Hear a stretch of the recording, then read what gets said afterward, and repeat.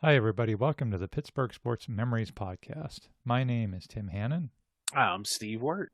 This week, we sit down and talk with Sid Bream. And I can't think of anybody in the history of Pittsburgh sports whose name evokes as much, good memories and bad memories as Sid Bream does. That moment when he crossed home plate as a member of the Braves is obviously a painful memory for many of us who are Pirates fans. We get into the series of events with Sid that led him to leave Pittsburgh, and it really is a story that I think people need to understand because it proves the mantra that you reap what you sow. The Pirates really did him wrong, and they paid a huge price for it, and we all paid a huge price as fans as well. That being said, it was really cool to hear how that play in 1992 gave him a platform that he otherwise wouldn't have had. And it just goes to show that sometimes something that didn't go maybe the way you or me wanted it to can serve a bigger purpose. So here's our interview with Sid Bream. We really hope you enjoy listening to this as much as we enjoyed doing it.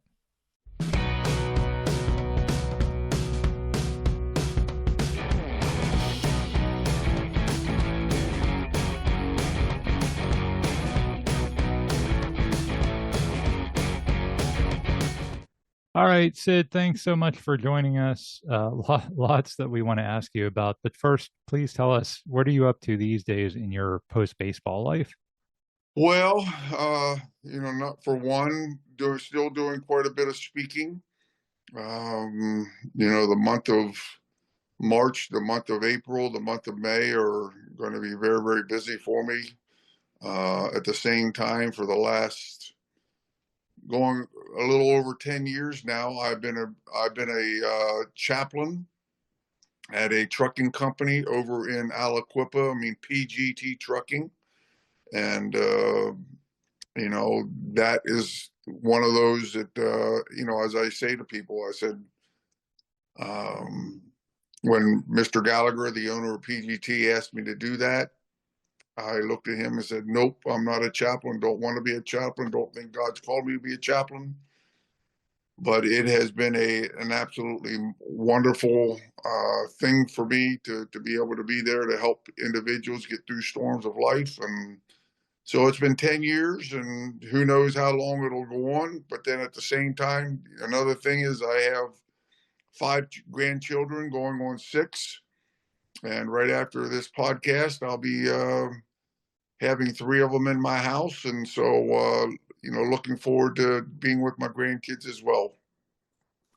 Very cool. Did not know that you were a chaplain. That's I know one of the things I want to talk about a little bit as we get into this is I know you're very passionate about your faith, and it's always funny how God calls us to do things that we never thought we could do, isn't it? And I think if you look back through scripture, that happened an awful lot. He called people that had no clue what they were doing, but he equipped them for what they were doing, and gave them the power to be able to do it. For sure, for sure. I want to dig into some of the details about your time with the Pirates and your time after the Pirates in baseball. But before we get to all that, can you tell us a little bit about your aspirations growing up? Did you always want to play baseball? I think you played basketball too. Is that correct? Let me just say, baseball, I always had tremendous success in baseball. From the time that I started, Pony League baseball, Little League baseball, always had tremendous success. To the place that, a lot of times I go out and share that my coach, when I was 12 years old for Little League, he said that anybody that hits a home run in an 11-game season will get a half gallon of ice cream.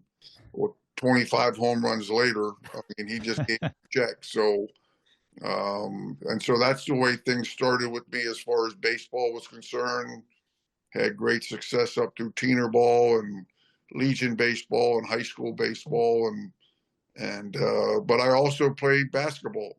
As you stated, and I was a white boy that was 6'4", was a point guard that could jump, and I actually had more offers out of high school for basketball than I did for baseball to go to college, and but baseball was my love, and you know, it went well for me. So you owe your baseball career to a love of ice cream, is what you're saying? Oh, well, he just gave me a check, so at that point in time, I just had money. um, so let's go back to 1985 because I think at that point you're with the Dodgers, Hmm. and it was reported at the time you kind of wanted out of LA. So the Dodgers deal you to the Pittsburgh Pirates, who, as those of us who are old enough to remember, at that time, 1985, one of the worst seasons probably in franchise history, and the Pirates are at their center of these notorious drug trials that Major League Baseball is having.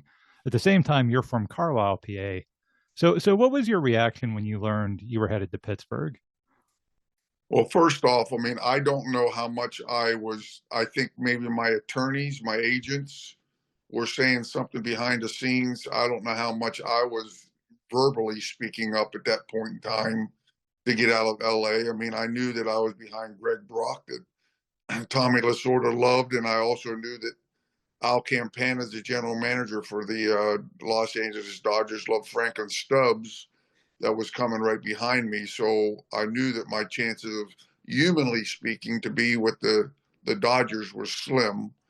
And so I knew that, I mean, I needed to get out of LA in order to do anything with my career. But, coming over to Pittsburgh, I mean, it was one of those that at that time I really wasn't thinking about, you know, the whole aspect of what was going on with the drugs, and they were the worst team in baseball. My goal was to get to the major leagues, and if it was going to come to the Pittsburgh Pirates, then it was going to come through the Pittsburgh Pirates, and it was bringing me home. I mean, that was a nice thing. It was bringing me home to my state, and so when it happened, obviously I was exuberant and looking forward to the opportunity.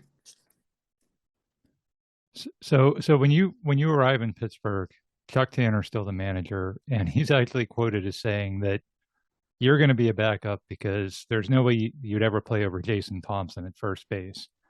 And by the start of the next season, Chuck Tanner's gone, Jason Thompson's gone, and the Pirates hire this guy named Jim Leland to manage the team. Did that change the trajectory for your career in Pittsburgh? And do you think, I knew you hadn't been there very long at that point, but do you think it altered the culture of the team as well, bringing in Leland? Well, I think that bringing in Leland, getting rid of Chuck Tanner, I think was a move that the new management, they were wanting to bring in and just start anew, afresh.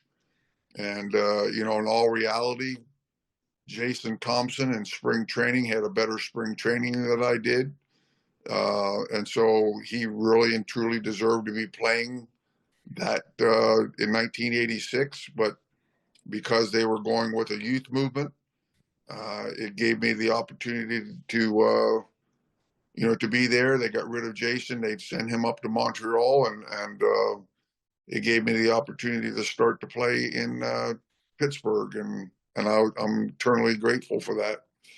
Hmm.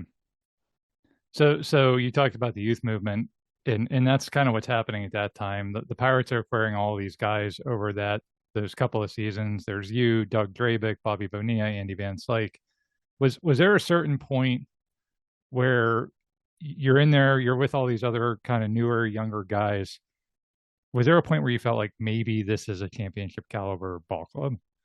I knew, Tim, that we were consistently getting better each and every year. I mean, I know Sid Thrift, with the help with Jim Leland, I know that they were doing a great job of filling in the holes that we needed from year to year.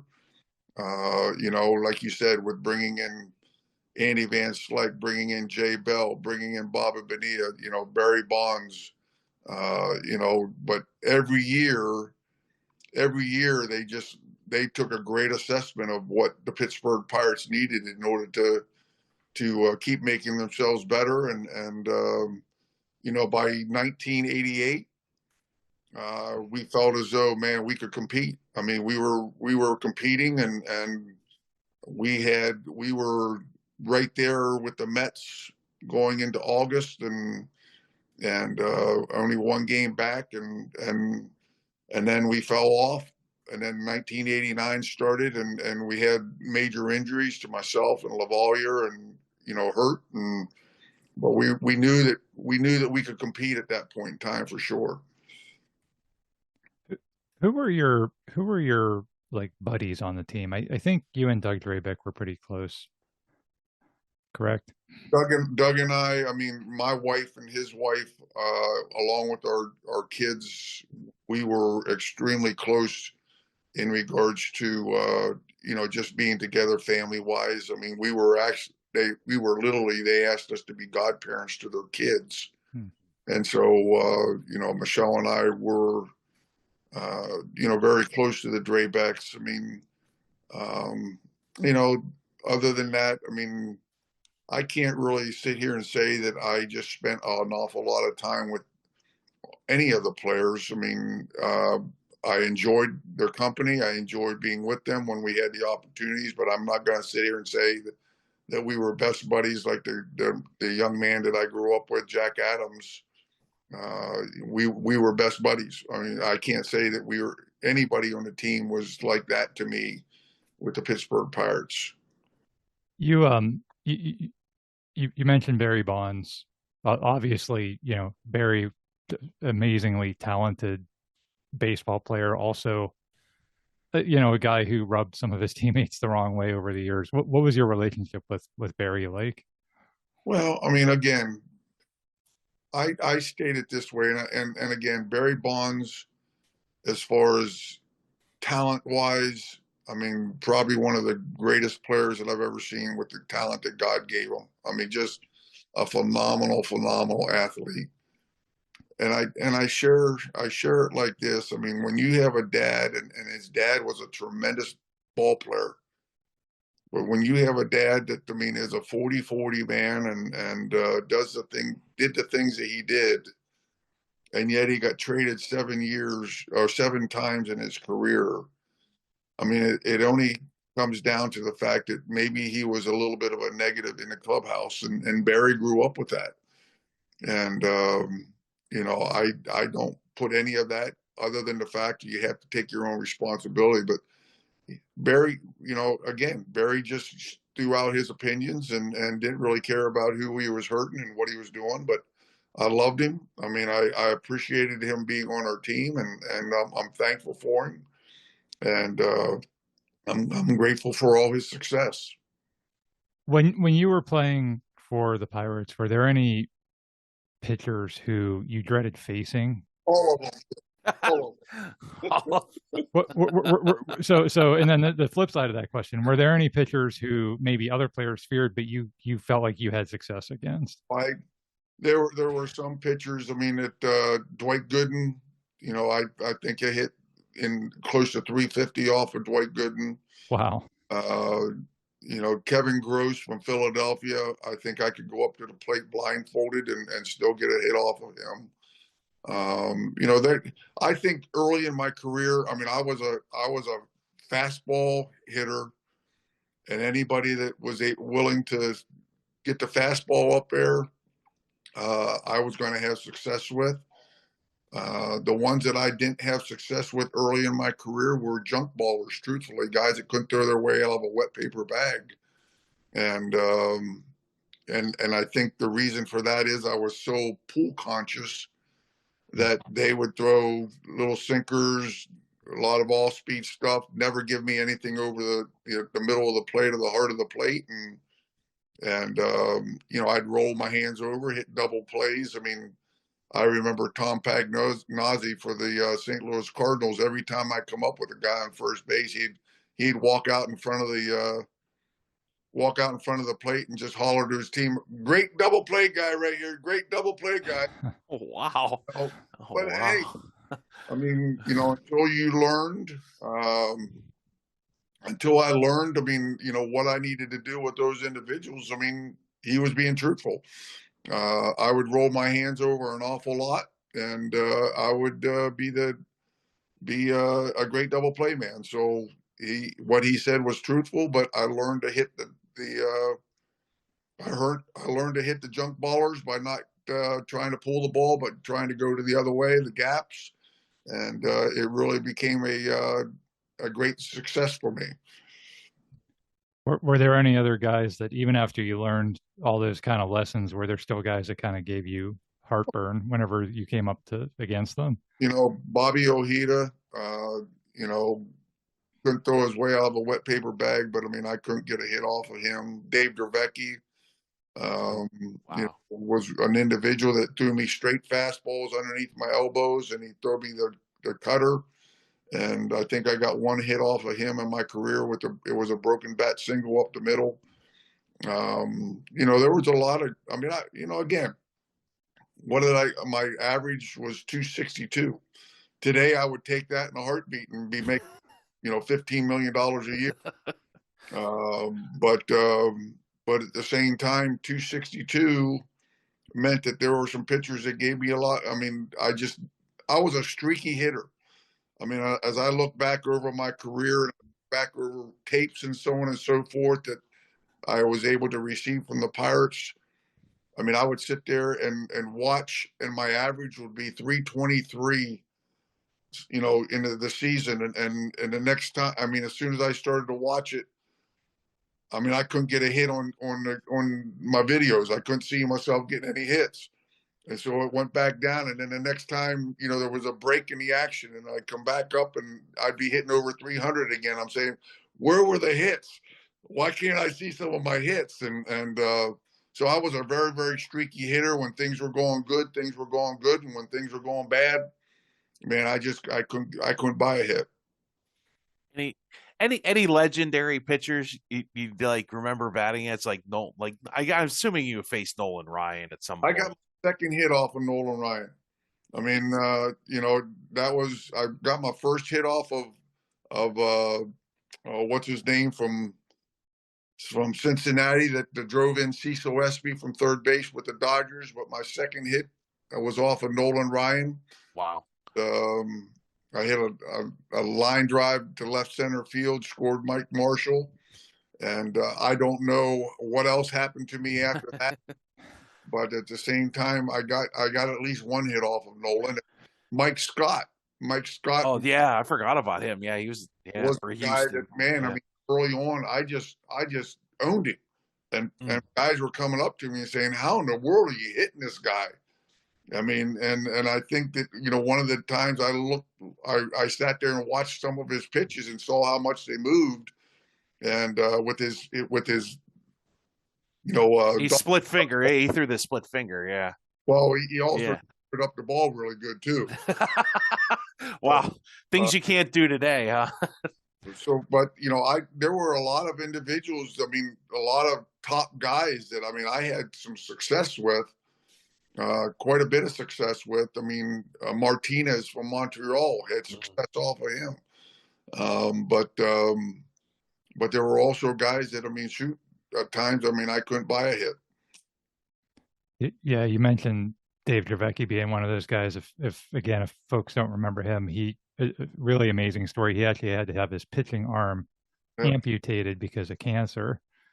And go look up his story if you've never heard of him. It's a really inspirational story. Yeah, it's kind of sad. He comes all the way back from the cancer, and then he gets hurt again, and that was kind of the end of his career. Yeah, right. Yeah, it was a difficult thing, but God got him through it, and it was he had some neat testimonies through it all, and a lot of people were uplifted because of his words in his book.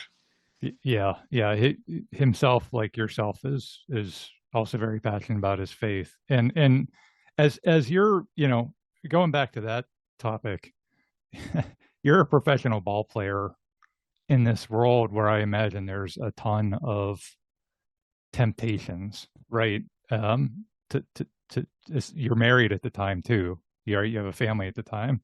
What was it like trying to live out your faith in that world of baseball? Just like anybody else, Tim. I mean, in all reality, just like anybody else. Yes, we were in the spotlight, so on and so forth. But everybody in this nation, everybody in this world goes through the same things, maybe not in the same way, but they have their opportunities to fall. They have their opportunities to stand strong. And, it's just maybe in baseball, in sports, it's a little bit more magnified because of you're out there. And, so everybody has that opportunity every day. Am I going to be strong or am I going to let myself go? That's a good reminder for all of us, for sure. So you talked about 1988. You guys had that great season. You almost caught the Mets, didn't quite get there, but things really look up. And then you talked about the following season ends up being a disappointing one for the team, but also for you personally because you had battled through injuries, and then you eventually had to have season-ending surgery on your knee. Correct? Correct. How difficult was that after?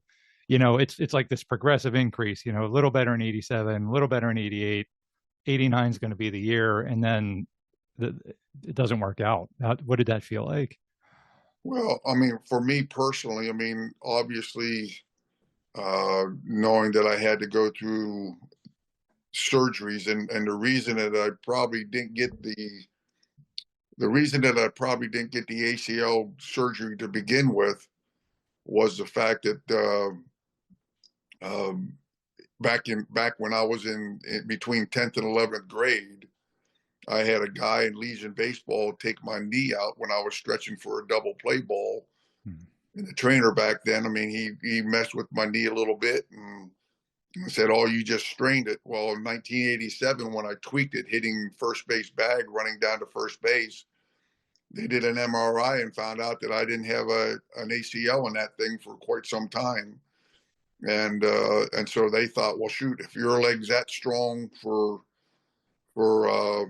that you adapted with your leg strength, I mean, maybe you can do the same thing with your right leg. And so after a month after they cleaned up my ACL, cleaned up my meniscus, they sent me back out there with tape jobs and so on and so forth. And then at that point in time, I had a play at home plate with Craig Biggio that I was out by 15 feet, but I tried to plant with my right leg in order to change directions, to maybe try to do a hook slide or something to that degree, and messed it up again.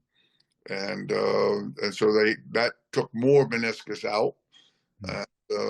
And so after that, I tried to rehab once again to get back into the scene in 1989, but it was clear that, I mean, it wasn't happening. So I had the surgery. And again, for me, as far as my faith was concerned, yes, did it hurt? Absolutely. But at the same time, lessons that I learned from back in 1986, 1987, when I called up my coach from college and we went through scenarios, really helped me to understand that God has my back. I mean, and He has my future. And it might not have been playing Major League Baseball, but and it would have hurt. It would have hurt big time if I didn't have an opportunity to get back in there. But at the same time, I put it all on His plate, and I got back to playing, not the way that I wanted to play, because obviously it changed the way I played the game of baseball. But I still was able to get back out there and start playing, and I was thankful for that. But as far as the team was concerned, yes, we went through. I mean, Spanky LaValliere had his injury where the guy dove into his knee at home plate and messed him up. And so it just hurt. I mean, it hurt us for that year, but we knew that we still had the group together, that we were going to have an opportunity in 1990. Yeah, and you do get that opportunity to come back in 1990. In fact, you have a really great season. You win the Hutch Award that year, and you help the Pirates have this just remarkable season. They win the National League East, make it to the postseason after all these years of just struggling in the 1980s. What were some of the highlights of that 1990 season for you? And did it kind of feel like the culmination of a long journey from when you got to Pittsburgh till then? I think the 1990 season, by far, for me, was an eye opener for me as far as hitting. That was the first year that I really had a hitting coach in Milt May, come up and start to work with me. And because as a power hitter / gap hitter, I would hit balls, all that time frame and say, man, that ball's out of the ballpark. And the guy would go back to the warning track and catch the ball. And I'm thinking, how in the world is that happening? And at that point in time, I mean, Milt Mays helped me to understand it. What I was doing was pulling across the ball and creating a side spin on the ball instead of a backspin on the ball. And so we worked and we worked and we worked to get my hands going through the, staying inside and doing what I could do to hit the ball up the middle and so on and so forth. And it changed. I mean, I can remember going out for batting practice and stuff, and I didn't even feel like I was swinging, and the ball was, going out of the ballpark. I mean, and so that year was the year that I started to understand how to hit junk ballers too, because now all of a sudden, the way I was approaching the pitch, I could stay on and just look away and start thinking about that opposite field gap. And it changed the way that I played the game. And so I'm very, very thankful to Milt that he took the time to help me to understand what my swing was doing and corrected it. Hey, Sid, do you feel like you learned that lesson, how to hit that? It seems like a lot of batters, like players now, just look straight fastball, and they're either looking for a walk or a home run. Do you see that in a lot of the newer players, like not adjusting maybe the way you did? Well, I do see. I mean, and and again, it's so difficult because your mind, obviously, in the game of baseball is it just messes with you. I mean, your mind is incredible. So when you go up and you react to a ball and the ball goes out of the ballpark, your mind is sitting there saying, "Man, do you remember what you did there? You swung hard." Well, which you really didn't. You didn't swing hard. You just reacted. And what these guys are doing today. But when you're staying with a focus of, for me, hitting the ball to left center field, fastball hitting the left center field, and so that keeps me on the breaking ball. I mean, so that I can extend my swing for the breaking ball. It changes my whole perspective. But with these guys that are going up there totally, I mean, you see this. I mean, before they change the shift rule, you see all these guys that good grief. I mean, everybody's on one side of the field or the other, because their whole mindset is, I'm just going to hit the ball out of the ballpark. Well, you're not going to do that. I mean, it might. I mean, for some guys, it's going to happen 42 times, but you're going to strike out 250 times as well. I mean, in the course of a year. And I mean, these guys, I mean, like O'Neill Cruz right now for the Pittsburgh Pirates. I mean, I wish that somebody would just tell him, you can hit the home run to left center field just as easily as you can hit the home run to right field, and that'll keep you on the breaking ball. I mean, Davis, I mean, the catcher. I mean, man, I wish I had an opportunity to work with him for just a couple of weeks to get him to stop dropping on his backside, because every time you drop on your backside, you're dragging your hands through the zone, and he'll never, ever hit a good fastball up and in on, as far as his pitching is, pitching's concerned.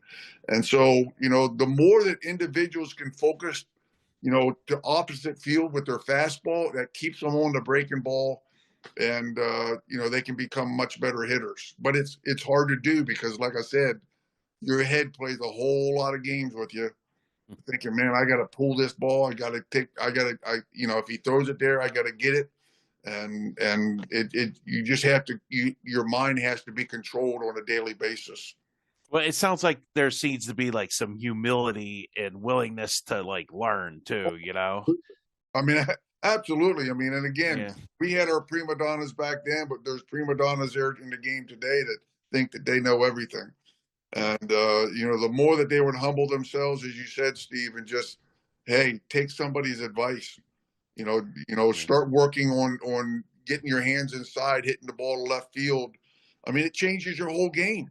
Well, especially like you said in PNC Park, you see the size of left field in PNC Park. Like, Yeah. like you said, you don't even have to hit a home run. And with Cruz's speed, if he just hits, like anytime, he could probably going to get a lot of triples if he just hits a line drive in that notch out there. I mean, it might not go out of the park, but The part about it is that guy is so incredibly talented that he can hit home runs to left center field. I mean, yeah, it just inside the park, maybe even doesn't go over the fence because he's so well, fast. Yeah, understand, Steve, but I mean, if they, and at the same time, you're helping out a team, right. and Right. that's the big thing. I mean, all this analytics stuff. I mean, it's taking team out of the picture nowadays. All they're thinking about is their home runs and so on and so forth, and it's just changed the game big time for me. I mean, it's messed me up because teams no longer. You look at the teams that are in the World Series, and yes, you got the Dodgers that they spend buku dollars, but you look at the teams that consistently get up there. They're individuals that when there's a guy on second base, they still work to get the guy over to first, third base to let Right. the other guy get him in. I mean, they're doing the little things in order to win ball games, but these guys that sit out there and just try to hit home runs, they don't try to get the guy over to third base to help your teammate out. Saying, "Hey, I trust you to get this guy in." I mean, they never do. They never do much.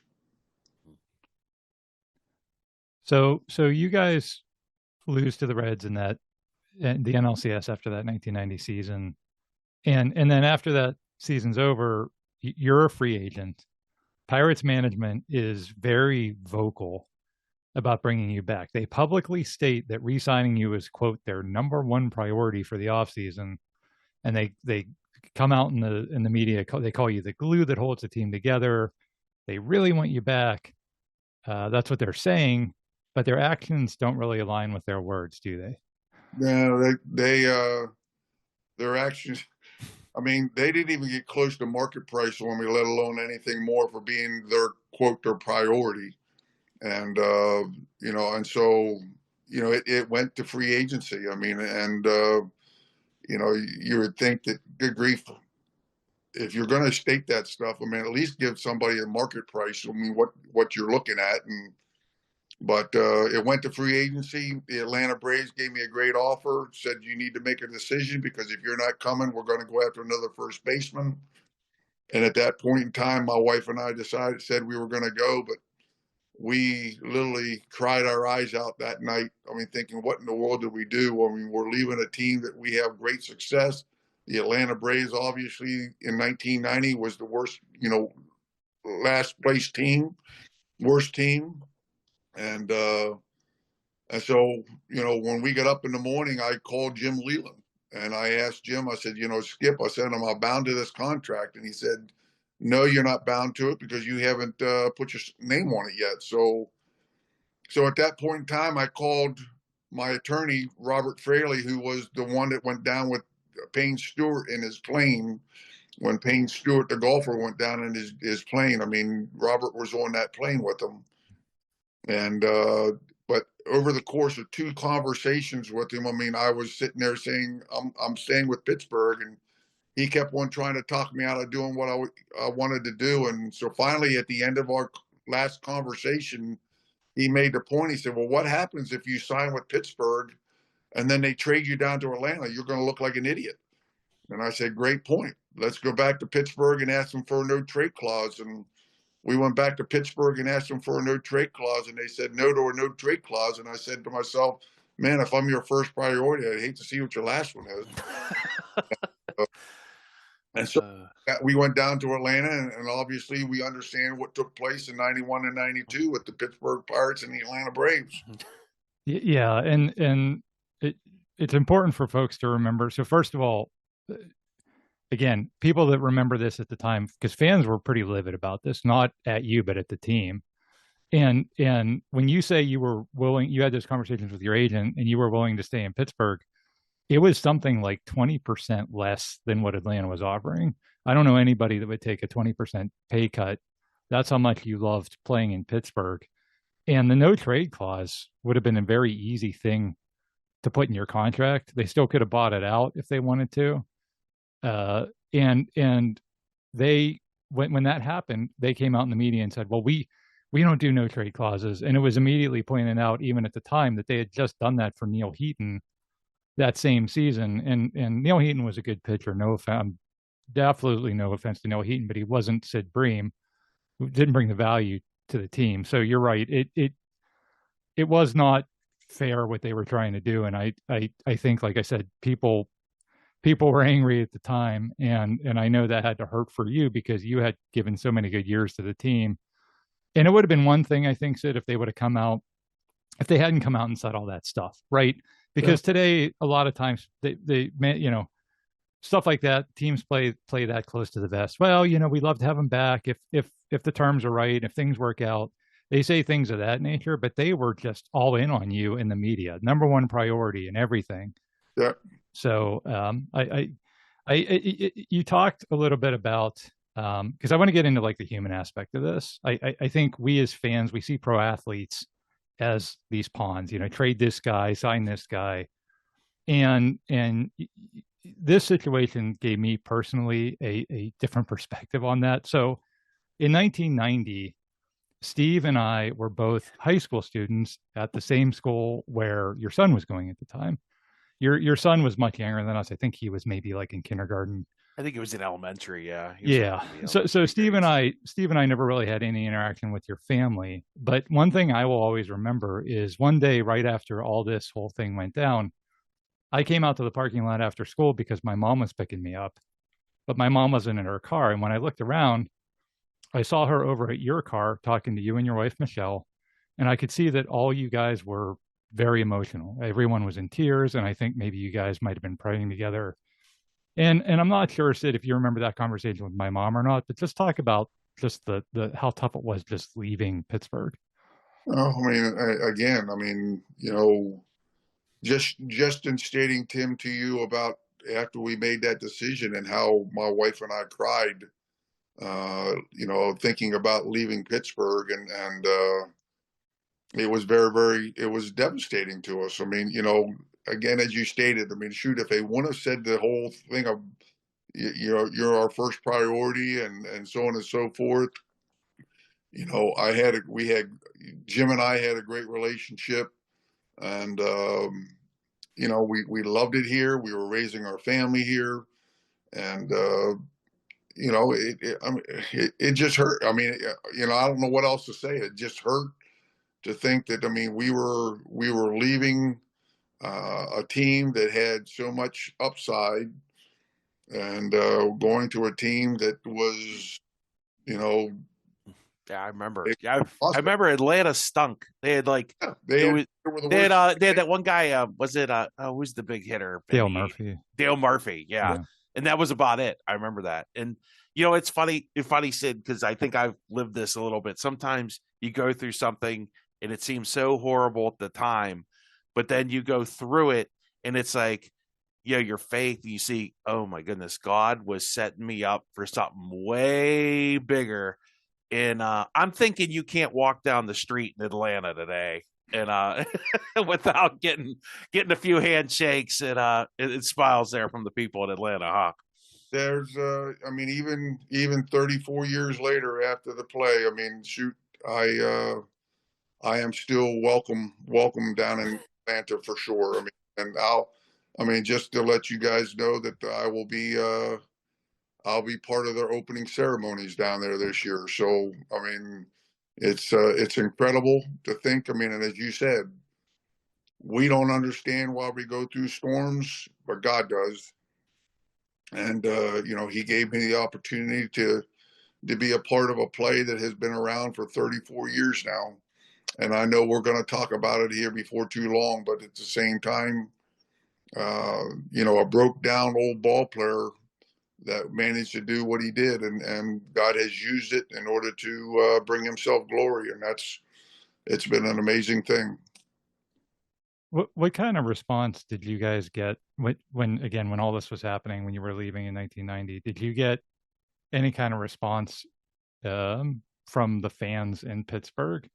Oh, I mean, I think, that can be stated by when I came back for the first time in May. I didn't start the game because John Smiley, big left-hander, was pitching, and we were getting killed that game. It was 9-1 going into the last inning, and I really truly believe that Jim Leyland brought in Stan Belinda just for the fact that he knew that Bobby Cox would put me up in the on deck circle and to pinch hit. And so Stan Belinda comes into the game. I come onto the on deck circle to pinch hit, and as they announced me and coming up to the plate, the people in Pittsburgh gave me a 5-minute standing ovation. And at that point in time, going up there with my knees knocking and my eyes watering, thinking I got to hit a 95-mile-an-hour sidearm fastball coming from Stan Belinda, thinking, what in the world are you doing? I mean, somehow the bat was swung, somehow I hit the ball and it went straight over the center field wall. And as I came around the bases, they gave me another 5-minute standing ovation. And so that meant a lot to my wife and I. As I've said, in a humorous way, I wish they would have done that a little bit more when I was here instead of the booth. But at the same time, it was a phenomenal homecoming, and I enjoyed every bit of it. Yeah, we dug out the clip of that. So I remember when that happened, and then I went and dug out a clip of it, and it's from TBS, so it's the Atlanta announcers, and they're just on the broadcast, they're kind of beside themselves of, wait, all the Pirates fans are cheering for a home run against their team, right? It's such an unusual moment, but I think that's how much people loved you here, and they were so happy to see you not only come to the plate, but then hit that home run. It was a pretty special and unique moment, wasn't it? I think it. I was just one of those. I mean, Pittsburgh is such a hardworking, group of people that I think that back at that time frame, I mean, shoot, I was just adopted because of that. I mean, shoot, I worked my tail off. I did all that I could do to be the best player that I could be, and they saw that. I mean, I hustled. I tried to do all that I could in order to, help my team the most, the most I could, and so I do believe that I was just brought into the family of Pittsburgh a little bit when all that happened, and they showed their appreciation. So 1991, you guys beat the Pirates in the NLCS. You play in the World Series, and let's fast forward here to Game 7 of the 1992 NLCS. So for folks who don't have that burned into their memory like we do, the Pirates have a 2-0 lead going into the bottom of the ninth. Your buddy Doug Drabick is on the mound. He's throwing a masterful game, shutout. Terry Penelton leads off the inning with a double. Jose Lind, who never, ever, ever made errors, makes an untimely error. And now you're at the plate facing Doug Drabick. And I think he walks you on, was it 4 pitches? Yeah, 4 straight pitches. Never gave me a chance to swing the bat. Wow. So now the bases are loaded with no outs. You're on first. Did you expect Bobby Cox to send out a pinch runner? I think Skip Carey, if you listen to his broadcast of it, I think he even sort of asked that question out loud. Like, hey, are they going to send in a runner for Sid? Did you think that you were going to stay on first base, or did you think you were immediately going to come off? I mean, there was, truthfully, Tim and Steve, there was no reason for me to be out there. I mean, good grief. I mean, Bobby will tell you to this day that he had nobody to play first base. I've heard that. Yeah, the only guy he had left was Cabrera, the guy he ended up. That's not true, because Brian Hunter, he platooned with me. He pinched hit in the 9th inning. He could have. All right. Francisco Cabrera could have gone into first base and played first base. His problem was because, I mean, in the 7th inning, he pinched hit for Mark Lemke at second base, and then he pinched hit for Rafael Belliard in the 9th inning. Then, I mean, shoot, if we would have kept on going, he had nobody to play second base. And the big thing, and he had to put a pitcher out at second base in order to continue with the game. And so it was quite surprising that, especially not so much when I was on first base, but when I got to second base, it was surprising that at that point in time, he didn't put somebody in order to pinch run for me. So when you're on second base, so here, fast forward a few batters later, and some controversial Randy Marsh balls and strikes calls later. Yeah. So Stan Belinda's now in. The score is 2-1. The bases are still loaded. Now there's 2 outs, and like you said, you're on second. Francisco Cabrera's at the plate. I think I've heard you say in interviews that you had a pretty big lead off of second. Is that true? Could Stan Belinda have picked you off? Dan Belinda, I mean, there was no doubt in my mind. I mean, he could have picked me off, but I don't know if you remember, if you watched the game, the time before, I hit a double off of Doug Drabeck, and I was on second base, and they tried to pick me off twice at second base.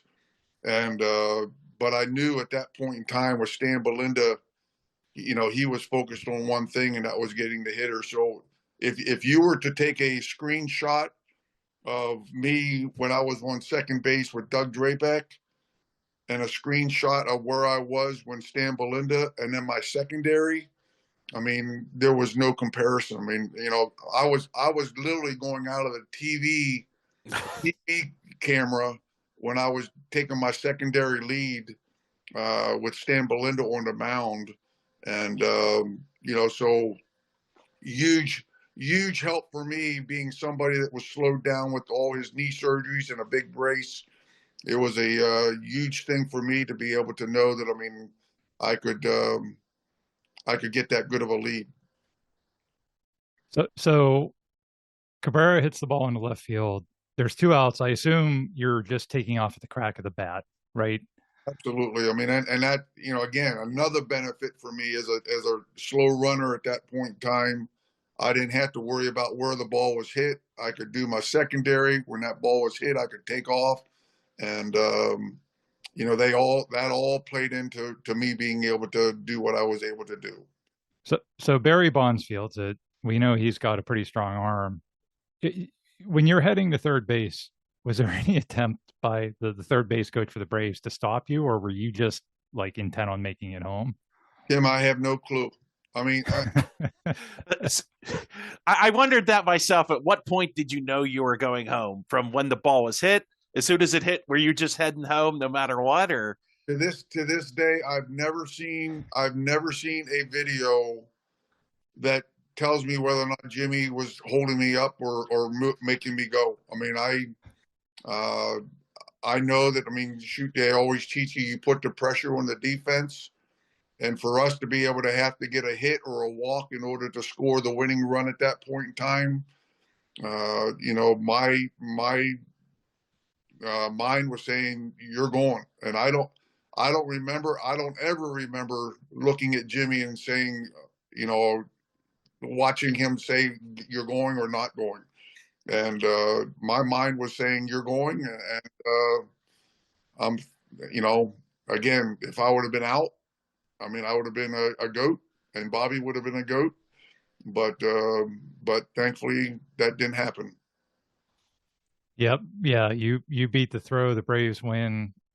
Still, like you said, all these years later, one of the most dramatic and celebrated moments in baseball history, much to our chagrin as Pirates fans. Did you realize that night that moment was going to take on such a like a life of its own, or were you just kind of happy that you won the game? I mean, you know, again, I'm not thinking anything, you know, in the future. I'm just thinking, good grief. I mean, we just won a ball game. We're going to the World Series again. I mean, and you know, I was thankful that I was able to help the team and do what I was able to do, and but never ever thought in all these years that, I mean, it would have moved into what happened, you know, later on. Yeah, it gives you, because you're out of baseball several years later, and unlike other, you know, thousands of ball players who retire and just kind of fade into the background, you're forever associated with this moment that people always want to relive. Um, uh, so describe how that gave you a platform, and then what you then did with that platform. Well, again, Tim, I mean, and Steve, it only comes from God. I mean, you got, how ironic that you got a broke down, old ball player out there at second base that was slower than molasses that, came in and beat a throw by about 4 inches.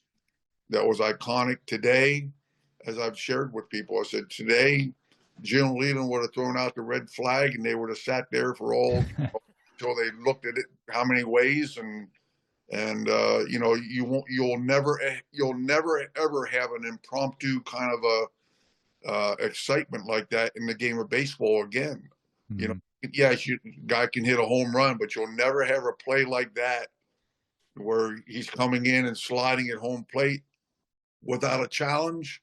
And then you have to sit there and wait for the challenge, and then the people can erupt, but you'll never have an impromptu thing like that again. But again, Tim, going back to it's all about God. I mean, going back to when I went to Pittsburgh, back to Pittsburgh after coming to Atlanta, I mean, I didn't swing that bat that night. I mean, there was no way. I out of my 90 home runs that I hit in my career, that was the only home run that I ever hit straight away center field. I mean, all my home runs were to right center, to the line, or I hit some to left field. But no, I never hit another home run to straight away center field. And like I said, with my eyes watering, my knees knocking, God was swinging that bat for me. And I have no doubt that God put me in that position, just for the opportunity to be able to give me the platform to be able to go out and speak about his name. When you're speaking to churches or other groups or in that role as a chaplain, what's the message that you want to get across to folks? Well, I mean, I think, Tim, the biggest message that I want to get across to them is Jesus Christ loves you with more than anything you could ever know. I mean, he died on a cross for you. And, shoot, he has a life for you beyond this life here on this earth. And if you would just understand that, I mean, your life could be filled with peace and joy and happiness and goodness.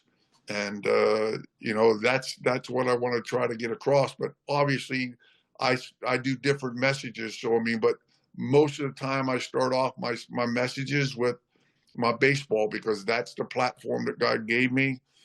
And I share about the play. In Pittsburgh, it's not received too well. I can't see why. I mean, this has been years ago, but I mean, I was just in the middle of my serious part of my talking here in Pittsburgh, and a guy stood up in the serious part of my talk, the guy stood up and he said, "You were." Oh, I guess he was seeing what he wanted to see. Yeah. and even to this day, Mike LaValliere, I mean, the catcher for the Pirates, I mean, a great friend, Mike LaValliere, will sit and tell you that he still thinks I was out. I don't think. Yeah, no. Yeah, No. he was on the others. I think if the throw would have been down the third base line, they probably get you. But because it was offline and he had to come over with the tag, that gave you the time to go in. No doubt about it, Steve. I mean, and again, people say, "Oh, terrible throw by Barry Bonds." Shoot, I mean, that throw was a one hopper to Mike LaValliere just up the line where he had to reach out and then come back to the plate. Most outfielders today can't even get the ball to home plate. And so, the throw was not bad. It was just the fact that, I mean, shoot, I had everything in my favor in order to beat it by 4 inches. And Sid, that's one of the reasons I wanted to talk about the circumstances of your leaving, because I think the people around here that say Sid Bream crushed all my hopes and dreams as a Pirates fan need to understand that the Pirates literally created that situation for themselves by, not dealing honestly with you when you were a free agent. You should have still been here, or could have still been here very easily. So I think folks need to remember that as well. Have you seen, I mean, just this year, I don't know if you've taken notice, but a shirt just came out this year. that said Sid Bream destroyed my childhood. Well, how does that make you feel, Sid, to destroy everyone's childhood? The beauty of all this, I mean, as Tim was saying, most athletes go into obscurity several years after they get out of their sport. I mean, and all I did was run, and here it is 34 years later that people are still talking about that play in Pittsburgh and Atlanta. And even when they bring up the World Series, a lot of times that play is still, shown as a highlight. I mean, and so, I'm just thankful to the Lord that he used an old guy like me in order to be able to get the thing done. Yeah, very, very cool. And again, stings for those of us that were Pirates fans. I think it hurts for Pirates fans like us because it was the last chance, right? And the team was just so bad for years after that. The Yankees gave up that home run to Mazeroski, but that didn't decide their, future for, 20 years. I think if the Pirates would have won another World Series, even like 10 or 15 years later, it would maybe be different. Well, even if the Pirates would be able to compete. Yeah. I mean, and that's the thing I think that, most Pittsburgh Pirate fans are so distraught about in 34 years, there's only been 3 years that they've been over 500 in 34 years. I mean, that's devastating. That's tragic. I mean, and that just, it starts from management and it flows down through. I mean, and it, and I always go back to the fact that, I mean, at one of the years, and I don't know what year it was, they were 16 games above 500 in August. And they had a chance to go out and bring in the right fielder from the Philadelphia Phillies. And he eventually went to the San Francisco Giants. And I can't remember his name, but great, gritty ball player that they could have brought into right field. And instead of doing that, they brought in Trevor Lawrence, a rookie from the Toronto Blue Jays. And I don't know if it was Trevor Lawrence, but I mean, I think that was his name, but he was a right fielder. And you could just see the team sitting and thinking, you got to be kidding me. This is what you're going to give us in order to go the rest of the way in order to try to win this championship or division. And they dropped like an anchor. I think I remember that season. Yeah. And then to top that all off, you go to the Houston Astros and the little second baseman, when they brought in Verlander, he comes out on video. He said, well, whenever they brought in Verlander, we knew that management wanted to win this thing. Yeah. And so, the way that ownership takes care of their teams, the way that they project themselves, I mean, really makes a huge difference in do I want to win or do I want to just be status quo? And for all these years, they've had 3 years that they've been status quo. And I think that's the thing that hurts the Pittsburgh Pirate fans the most. So does that kind of stuff has to impact the players, right, Sid? Like they have to understand, boy, our management really isn't all in on this. And does that affect team morale and the how hard it is to compete over a long season? Absolutely, Tim. I mean, and I'll even go back to when I was in Atlanta. I mean, I was there for 3 years, but my third year that I was there, I mean, they made a great move in bringing in Fred McGriff. Took me out of a job. But at the same time, what Fred McGriff brought to that team, I mean, just propelled them to go on to the World Series again that year, or not the World Series because it got beat by the Philadelphia Phillies. But at the same time, propelled us to win the division again that year. And then for how many more, 11 more years in Atlanta, because of that move by John Schuerholz. I mean, what management does, I mean, projects a lot to a team. I mean, do they want to win or don't they want to win? Or they just want to be status quo? Yeah. Yeah, and I think we know the answer, unfortunately, that here in Pittsburgh. Yeah. Sid, we want to let you get going. We just so appreciate you taking the time to talk with us. And, I hope what folks got out of this, certainly what I did, is that, that moment in 1992, while it was so painful for us as fans, it had a bigger purpose for you and for people that you've impacted. And so I hope that gives some folks some closure and some peace that still struggle with that moment. I understand, Tim. I mean, and I think that's the biggest thing that each one of us has to understand. I mean, Jeremiah 29:11 says, I mean, I know the plans that I have for you. I mean, and my plan, his plan for Sid Bream was that he was going to break me down to the point where, shoot, I wasn't the player that I was prior to that, and use me so that, I mean, I could be used for his kingdom. We're all here to be used for his kingdom. And the more that we can understand that, the more that we reflect that, the more that we become a light for him, the more that we speak up when we have the opportunity to speak up, to share with people the greatest gift that could ever be given in Jesus Christ, the better off this world's going to be. Thank you, everybody, so much for listening to our little show here. Please check us out on social media, on Facebook or Instagram. Please, if whatever podcast service you're listening on has a option to rate the show, please do that, as it really helps other people find our show. Thanks again, and we'll catch you next time.